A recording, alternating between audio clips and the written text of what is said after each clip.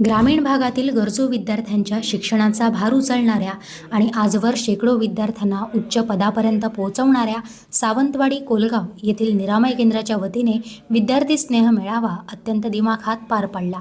शैक्षणिक मदतीसोबतच विद्यार्थ्यांच्या कलागुणांना वाव देणारे विविध उपक्रम हे केंद्र नेहमीच राबवत असते।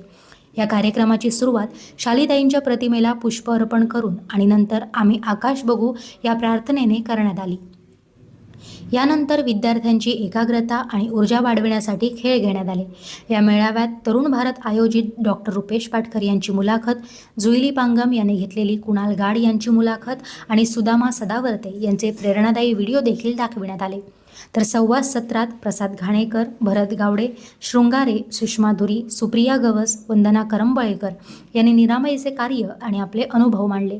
या कार्यक्रमास प्रसाद घाणेकर, भरत गावडे, वंदना करंबळेकर, शृंगारे तसेच निरामय केंद्राचे कर्मचारी, 15 विद्यार्थी आणि 4 पालक उपस्थित होते।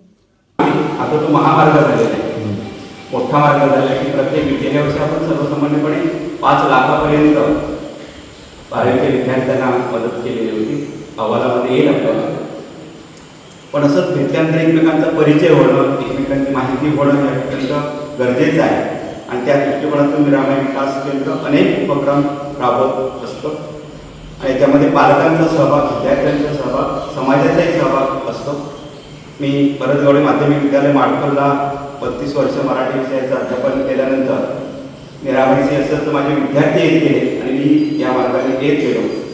तिथे सेवा करता येते, चांगले उपक्रम असतात। आता निरामयची प्रार्थना वगैरे आपण ऐकली त्या दृष्टीने आपल्याला एक आता पाठ्यपुस्तक मंडळावर आहे, नवीन शैक्षणिक धोरणावर मी आता काम करतो आहे। एक विनंती आहे आपल्याला, जाता आता सांगतो परिचय आहे, जे आता 4थीची पुस्तकं दिलेली आहेत, 5वीची दिली, 6वीची एकदा वाचून बघा मराठी पुस्तक। पुढची प्रक्रिया आपली सुरू आहे, 10वीचं सुद्धा अभ्यासक्रम बदलणार आहे 2 वर्षामध्ये।